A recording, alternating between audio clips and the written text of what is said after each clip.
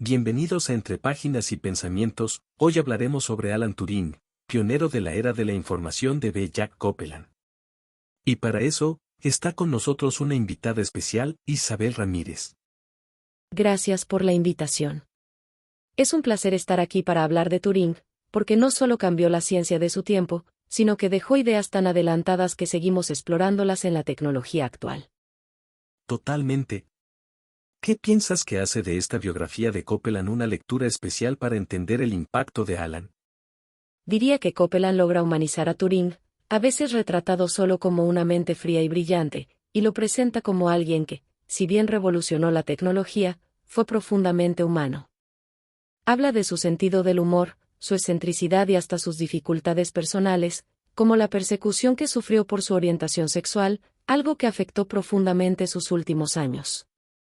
Ese es un aspecto fundamental.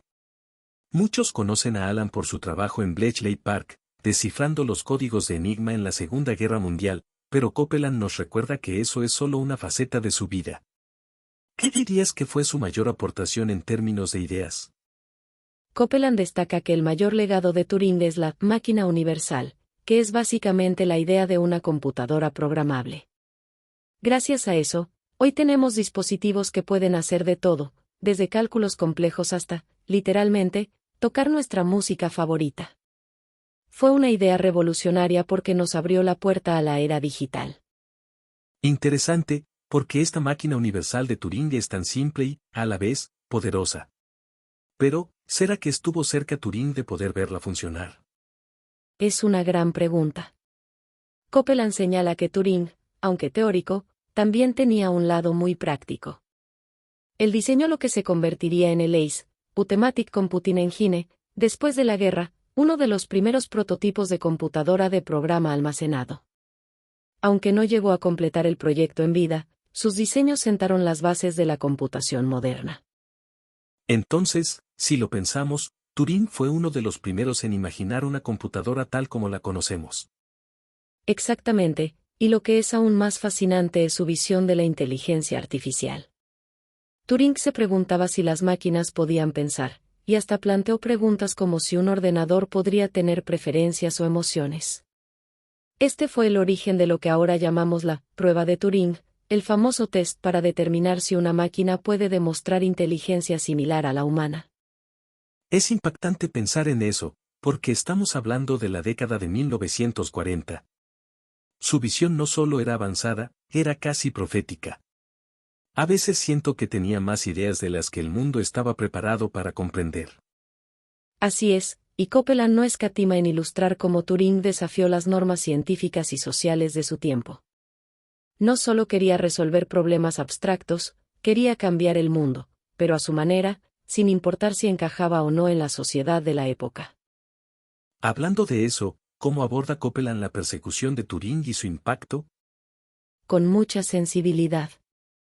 Copeland deja claro que, aunque Turing fue una de las mentes más brillantes del siglo XX, fue condenado por ser diferente, y obligado a someterse a un tratamiento hormonal que le causó efectos terribles. Todo esto afectó mucho a Turing, quien era ya una persona muy reservada, y Copeland sugiere que fue una de las razones de su trágico final. Es un aspecto que deja un sabor amargo, ¿no? Después de todo lo que hizo por su país y por la tecnología, se enfrentó a un final injusto y trágico. Sí, y creo que ahí está la dualidad de su historia. Tenemos a un genio que revolucionó la tecnología, pero cuya vida fue truncada por prejuicios sociales.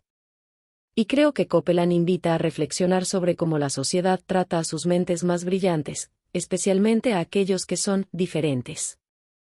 Es un mensaje muy potente. Y antes de concluir, Isabel, ¿qué dirías que es el mayor legado de Turing que Copeland destaca en este libro? El libro nos muestra que su legado no está solo en las computadoras o en los algoritmos, sino en su filosofía de que las máquinas podían trascender su diseño inicial. Turing entendía que la tecnología podía llegar a ser una extensión del pensamiento humano, y esa visión es la base de la inteligencia artificial y de toda la informática moderna. Gracias, Isabel, por ayudarnos a entender la profundidad de este libro y la figura compleja de Alan Turing. Para nuestros oyentes, si quieren conocer más, no duden en leer Alan Turing, pionero de la era de la información de B. Jack Copeland. Gracias a ustedes, fue un placer compartir esta conversación.